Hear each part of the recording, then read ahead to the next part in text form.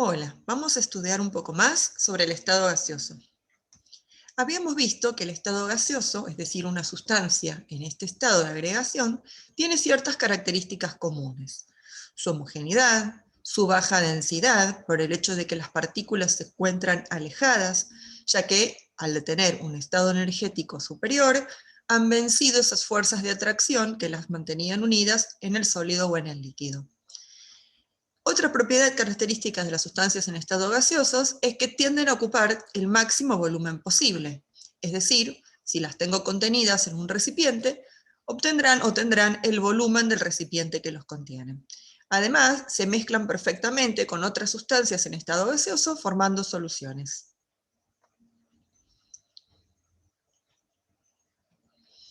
Hace muchos años, Maxwell postuló un estudio más concreto sobre este estado, y para ello generó un modelo o una teoría denominada la teoría cinético-molecular, que estudia el comportamiento de estas partículas en este alto estado de energía. Para él, las partículas tenían estas características. En el estado gaseoso, estas partículas se van a encontrar muy separadas entre sí, y por eso vamos a tener bajas densidades para las sustancias en estado gaseoso.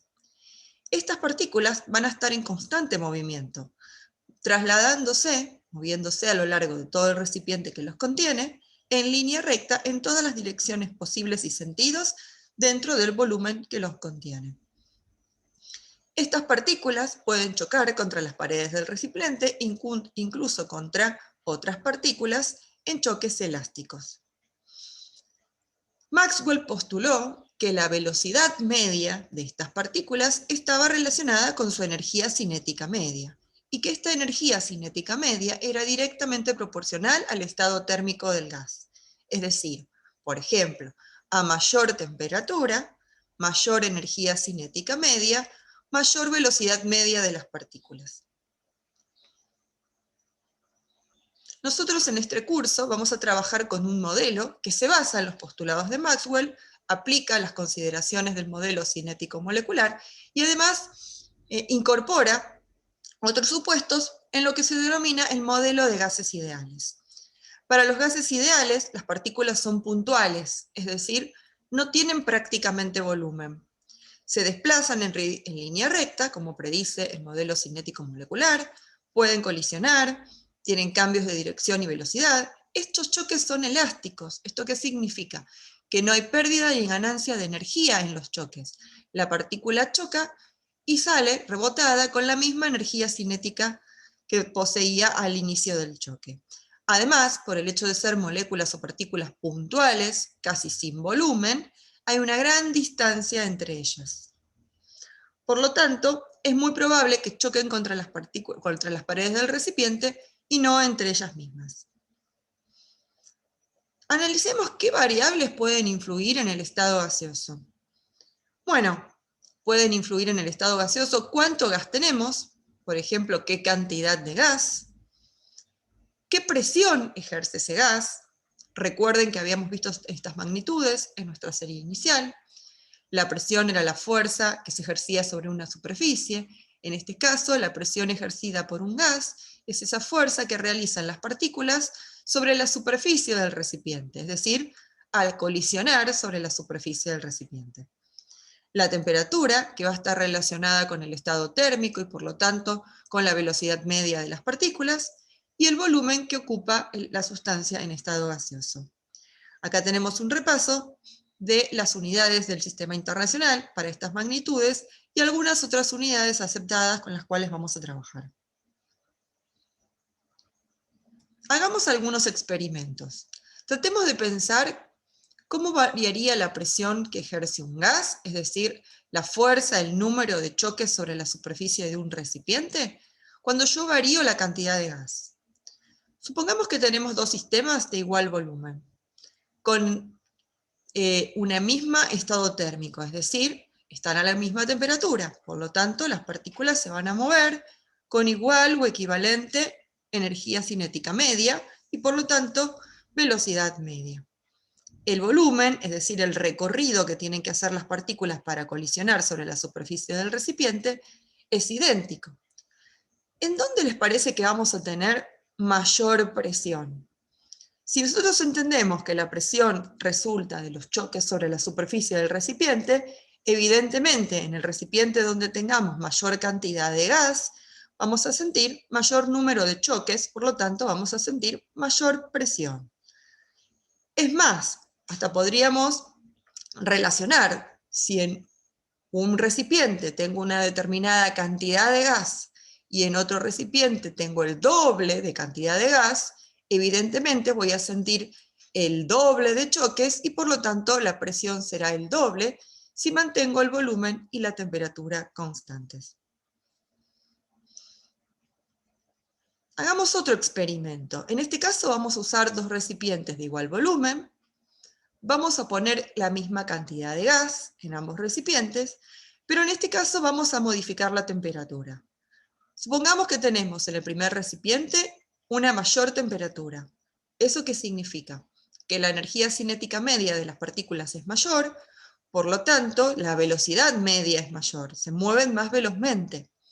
Es decir, van a recorrer el volumen del recipiente en un menor tiempo, con la posibilidad de generar mayor número de choques. Es decir, en aquel recipiente donde tengamos una mayor temperatura, si tenemos la misma cantidad de gas y el volumen del recipiente es el mismo, vamos a tener una mayor presión.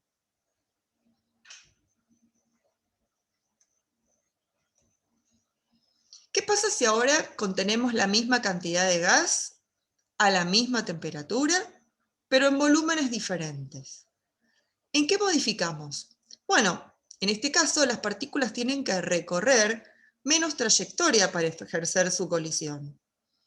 En el recipiente mayor tiene que recorrer un trayecto más largo para generar colisiones. En el recipiente de volumen menor tiene que recorrer un menor trayecto para realizar colisiones. Por lo tanto, a medida que tengo mayor volumen, voy a sentir menos choques sobre la superficie del recipiente. Siempre que tengamos la misma cantidad de gas en ambos recipientes y que tengan la misma velocidad media, es decir, estén a la misma temperatura, a medida que el volumen se incrementa, la presión tiende a disminuir. Hagamos un resumen de estas variaciones. Cuando tengo el volumen y la temperatura constante en un recipiente, la presión es directamente proporcional a la cantidad de gas, es decir, a mayor cantidad de gas, mayor presión, o a menor cantidad de gas, menor presión. Cuando tengo el volumen constante y la cantidad de gas constante, y por ejemplo modifico la temperatura, observamos que es directamente proporcional. Es decir, a medida que aumenta la temperatura, por ejemplo, aumentará la presión, ya que las partículas se mueven a mayor velocidad. Y si mantengo la cantidad de gas y la temperatura constante, es decir, el mismo número de partículas, y con la misma velocidad media, pero tengo diferente recorrido, el volumen es distinto, observamos que el volumen es inversamente proporcional. Es decir, a medida que el volumen aumenta, la presión disminuye. Podríamos relacionar todas estas variables en una sola ecuación o en una sola fórmula que abarque todas estas tendencias, donde la cantidad de gas y la temperatura son directamente proporcionales a la presión y el volumen es inversamente proporcional. Evidentemente, tiene que existir una constante que relacione y que se transforme en una ecuación, es decir, en una igualdad. Como cada magnitud tiene sus unidades, la presión se va a medir en atmósferas, la cantidad se va a medir en moles, la temperatura se va a medir en Kelvin y el volumen en decímetro cúbico, evidentemente vamos a necesitar una constante numérica que iguale la presión a todas estas variables y que además aporte las unidades necesarias para que el análisis dimensional sea el correcto. La ecuación que se obtiene, que me relaciona la presión con la cantidad, la temperatura y el volumen, es la ecuación general de estado de los gases ideales, en donde R es la constante de Renault y vale 0,082 decímetros cúbicos por atmósfera sobre grado Kelvin o Kelvin mol.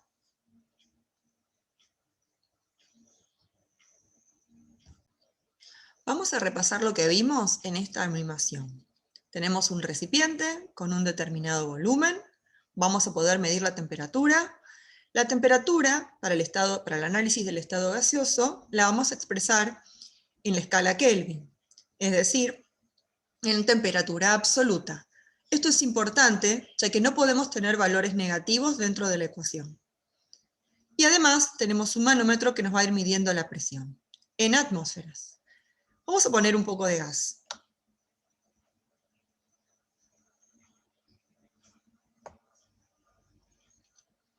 El gas tiende a ocupar todo el volumen disponible. Ahí vamos a ver a las moléculas o a las partículas que forman el gas, moviéndose en todas direcciones, colisionando sobre la superficie del recipiente, ejerciendo una determinada presión. En este caso, 12,7 atmósferas, cuando la temperatura es 300 Kelvin. Habíamos analizado cómo modificaba el estado del gas diferentes variables. Por ejemplo, la cantidad de gas. Si yo pongo más gas, mantengo el volumen constante y la temperatura constante, observen cómo la presión aumenta. Evidentemente, el número de partículas mayor hace que se registren mayores colisiones, mayores fuerzas sobre superficie, es decir, mayor presión sobre las paredes del recipiente. También habíamos visto que el número de colisiones, es decir, la presión que yo pueda recibir en la superficie del recipiente, va a depender de la energía media de estas partículas. Si yo modifico la temperatura, por ejemplo, caliento, vamos a observar cómo la temperatura aumenta y por lo tanto la energía media de las moléculas o de las partículas aumenta y por lo tanto su velocidad media. Por lo tanto, la presión aumentó.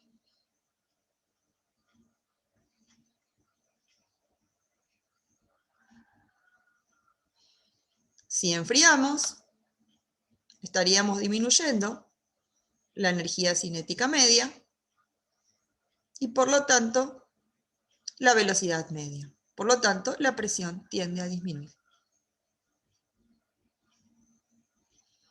Además, habíamos analizado que el volumen influía inversamente proporcional. Es decir, si tengo un volumen mayor, la presión tiende a ser menor.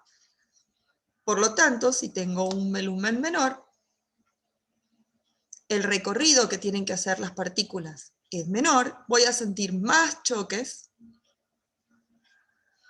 y voy a tener una mayor presión que antes. En este caso, nuestro recipiente es rígido. Existen recipientes rígidos y existen recipientes con paredes flexibles, aquellos que tienen pistones o paredes flexibles, como por ejemplo un globo. Aún así, todos los recipientes tienen su capacidad máxima. Si la presión aumenta, esta fuerza ejercida sobre las superficies puede hacer incluso colapsar el recipiente.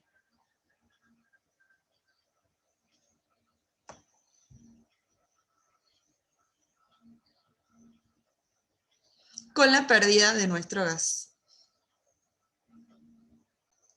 Retomando, vimos la ecuación general de estado, que relaciona todas estas variables para el estado gaseoso, y nos modela un estado del gas, una determinada presión, una determinada cantidad de gas, una determinada temperatura absoluta y un determinado volumen ocupado. A cada uno de esos los denominamos estado. Esa ecuación general de estado, que tiene estas variables, va a requerir que expresemos las unidades siempre en las siguientes: la presión en atmósferas, el volumen en litros o decímetros cúbicos, lo cual es equivalente, la cantidad obviamente en moles, y la temperatura siempre en temperatura absoluta, es decir, en escala Kelvin. Vamos a hacer un ejercicio de aplicación. Por ejemplo, queremos calcular el volumen de 6,4 moles de un gas a 210 grados Celsius sometido a 3 atmósferas de presión. Entonces, tenemos que relacionar los moles de gas, la presión, la temperatura y el volumen. Por lo tanto, si suponemos que el gas se comporta idealmente, podemos usar la ecuación general de estado. Para eso tenemos que modelar los datos, es decir, la temperatura, por ejemplo, debe estar en escala absoluta, así que la vamos a pasar a Kelvin. Finalmente, reemplazamos las variables despejando el volumen, que es lo que queremos calcular, realizamos la cuenta, hacemos el análisis dimensional y obtenemos el resultado. 6,4 moles de un gas a 483 Kelvin sometido a 3 atmósferas de presión ocuparán un volumen de 84,56 litros. Observen un detalle. En el caso del modelo de gases ideales, no necesitamos conocer la identidad del gas. Observen que el problema habla de un gas en general, sin especificar si se trata de oxígeno, nitrógeno, argón, dióxido de carbono. Para el modelo de estado de gases ideales, todos los gases son equivalentes, es decir, de estar formados por partículas puntuales y no ejercer interacciones entre ellas, nuestros gases se modelan de todas formas igual.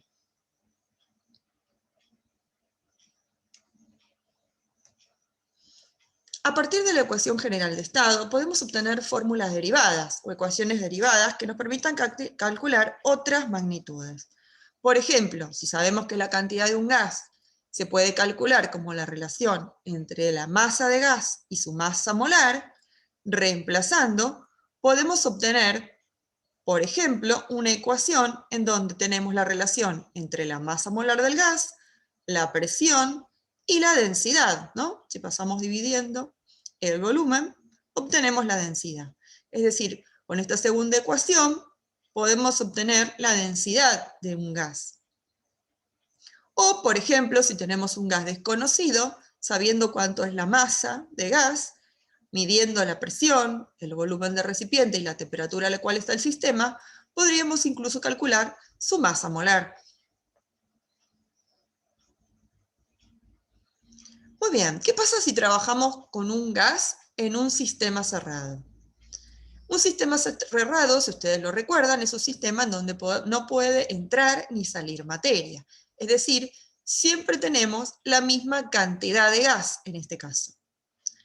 Entonces, para este sistema podemos plantear diferentes estados usando la ecuación general de estado de gases ideales. Por ejemplo, un estado 1, inicial o de partida, y un estado 2, o final o de llegada. Para ellos podemos plantear la ecuación general de estado y relacionar las variables presión, volumen y temperatura, por ejemplo, despejándolas.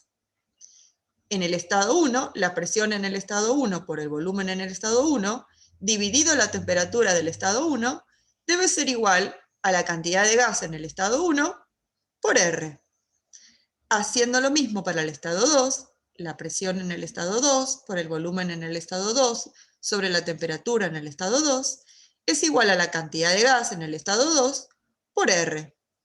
Ahora, el hecho de que sea un sistema cerrado nos indica que la cantidad de gas es constante, es decir, N1 es igual a N2.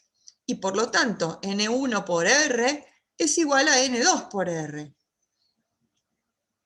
Por lo tanto, nos queda una ecuación sumamente útil que puede relacionar dos estados diferentes para un mismo gas sin que sea necesario saber cuánto gas, qué cantidad de gas hay.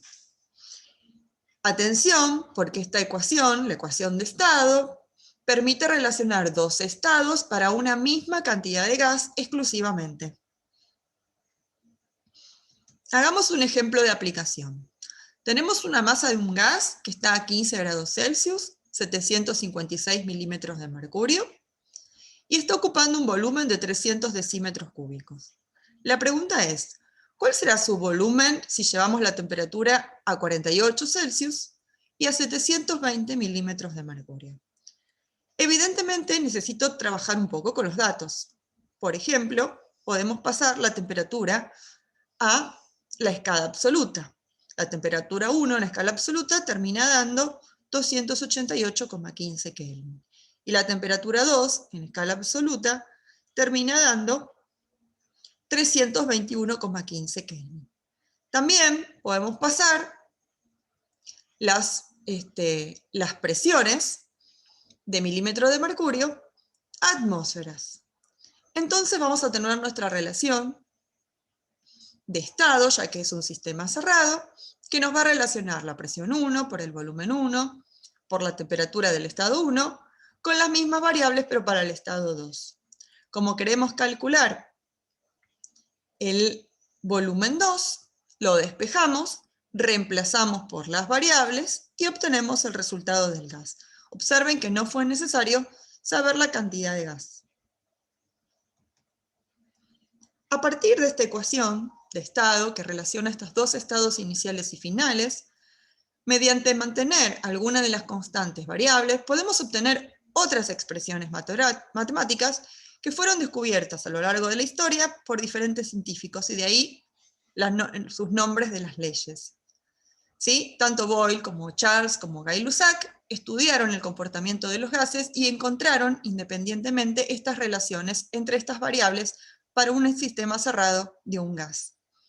Por ejemplo, si mantenemos el constante la cantidad de gas, es decir, es un sistema cerrado, y mantenemos la temperatura constante, es decir, hacemos un proceso isotérmico, como la temperatura 1 y la temperatura 2 son iguales, se simplifican y obtenemos una ecuación que relaciona directamente las presiones con los volúmenes. En otro caso, si mantenemos la presión constante, cambiará el volumen, cambiará la temperatura y obtenemos una relación directa entre esas variables. Hablamos de la ley de Charles. O por último, si tenemos por ejemplo un recipiente rígido donde el volumen es constante, van a cambiar las presiones, van a cambiar las temperaturas y podemos obtener una relación directamente entre ellas. Los invito a trabajar con diferentes situaciones problemáticas para entender un poquitito más estas ecuaciones.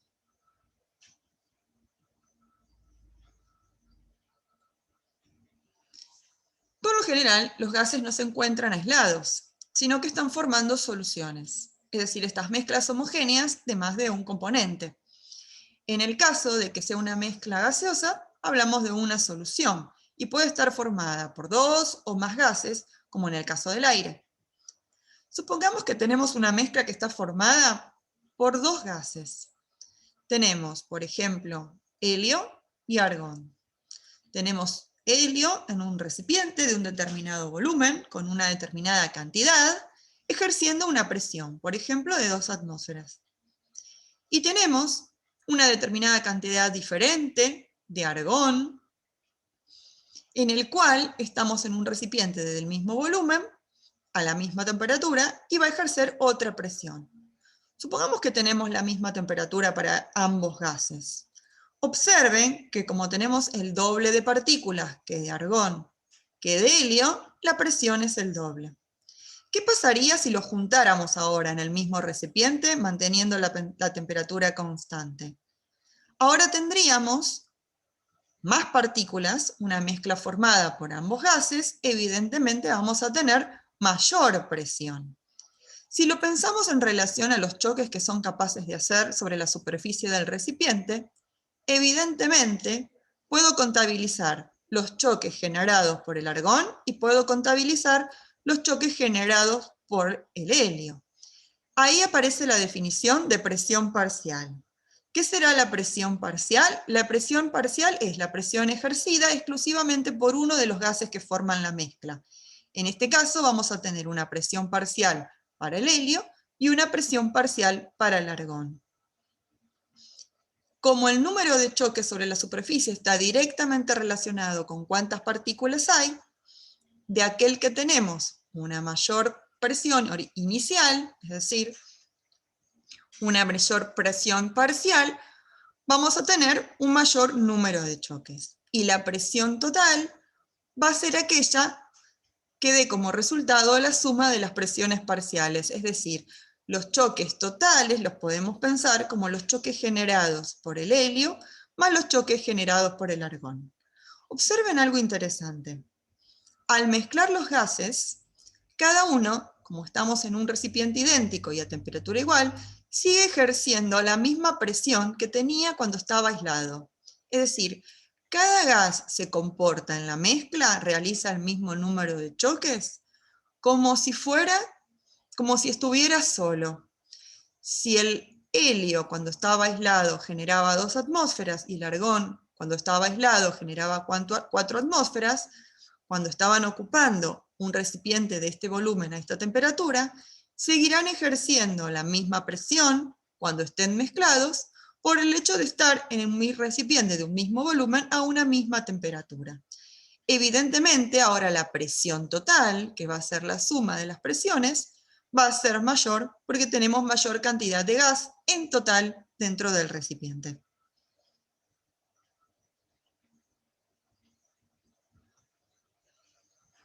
¿Cómo podemos calcular qué fracción corresponde a cada gas?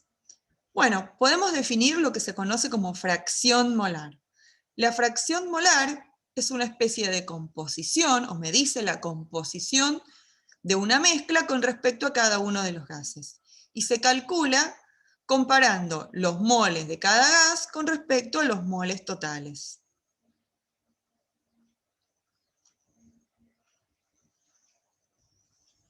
¿Cómo podríamos calcular o qué relación podríamos establecer entre las presiones parciales y la presión total? Supongamos que solamente estamos mirando la presión de uno de los gases, el gas I. Para él, dentro de la mezcla, podemos escribir o plantear la ecuación general de estado. Es decir, la presión que ejerce I va a depender de los moles de I por R por T sobre B. Noten una cuestión importante. La temperatura del sistema es la temperatura del sistema y va a ser la misma para ambos gases o para todos los gases que estén presentes en la mezcla. Lo mismo que el volumen. Algo interesante de plantear es que cada gas ocupa el volumen del recipiente o tiene el volumen del recipiente y que la mezcla también ocupa el volumen del recipiente.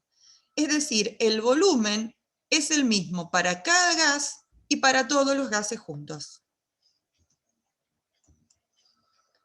Entonces, si planteamos para un gas cualquiera la ecuación general de estado, también la podemos plantear para la mezcla total de gases. Es decir, la presión total va a ser el número total de gases, los moles totales de gases, por R por T sobre B. Si dividimos estas ecuaciones, la ecuación 1 dividido a la ecuación 2, obtenemos esta relación. La presión de I dividido la presión total va a depender de la cantidad de I con respecto a la cantidad total. Todas las demás variables se simplifican. Y habíamos dicho que la cantidad del gas I, o cualquiera de los gases, sobre la cantidad total de moles, es lo que se conoce como la fracción molar. De acá despejamos y obtenemos una ley, que es la famosa ley de Dalton, de las presiones parciales. La presión parcial de cualquier gas en la mezcla se puede calcular multiplicando la presión total por la fracción molar de ese gas. Y también podemos decir que la suma de las presiones parciales siempre nos da la presión total. Para clarificar, vamos a ver un ejemplo. Supongamos que tenemos esta mezcla. Como pueden observar, supongamos que tenemos 4 moles del gas verde y 12 moles del gas rojo. Sabemos que la presión total es 4 atmósferas. Vamos a calcular la presión parcial de cada uno de ellos. Para eso vamos a calcular la fracción molar de cada gas. La fracción molar me da una idea de la composición. La podríamos pensar incluso como un porcentaje, pero que en vez de ir de 0 a 100, va de 0 a 1. Es decir, como un factor que me indica la proporción con un valor máximo de 0 cuando no hay moles de ese gas y un valor máximo de 1 cuando todos los moles de ese gas corresponden al total. Vamos a calcularlo para el gas verde. ¿Cuántos moles de gas verde contabilizamos? 4. ¿Cuántos serían los moles totales? Si tenemos 4 del verde y 12 del rojo, los moles totales son 16. Ahí calculamos la fracción molar del verde, 0,25. Observen un detalle, la fracción molar no tiene unidades, ya que se cancela la unidad de cantidad, mol con mol, y por lo tanto nos queda un valor adimensional. ¿Qué significa una fracción molar de 0,25? Bueno, podemos hacer una analogía con el porcentaje y decir que esta mezcla está formada en un 25% por gas verde. Vamos a calcular la fracción molar del componente rojo. Tenemos 12 moles divididos los 16 moles, que son los moles totales. En este caso, la fracción molar del gas rojo nos da 0,75. Análogamente, es como decir que el 75% de la mezcla corresponde al rojo. Observen que la suma de las fracciones molares me da 1, que es análogo a decir la suma de los porcentajes me da 100. Ahora calculemos la presión parcial que ejerce o los choques que ejerce solamente el gas verde, y para eso vamos a usar la ley de Dalton. Vamos a multiplicar a la presión total, 4 atmósferas, por la fracción molar que corresponde al gas verde. De la presión total, un 25%, entre comillas, está siendo ejercida por el gas verde. Hacemos la cuenta y el resultado nos da 1 atmósfera. ¿Eso qué significa? Que de las 4 atmósferas totales de presión, corresponde a 1 atmósfera la ejercida por el gas verde. Evidentemente, la presión parcial del gas rojo va a ser 3 atmósferas. Es decir, un cuarto de la presión total es ejercida por el gas verde, que corresponde a un cuarto de la mezcla, y 3/4 de la presión total es ejercida por el gas rojo, que corresponde a 3/4 parte de la mezcla. Los invito a seguir trabajando con el tema a partir de la bibliografía, la animación y las consultas en las clases.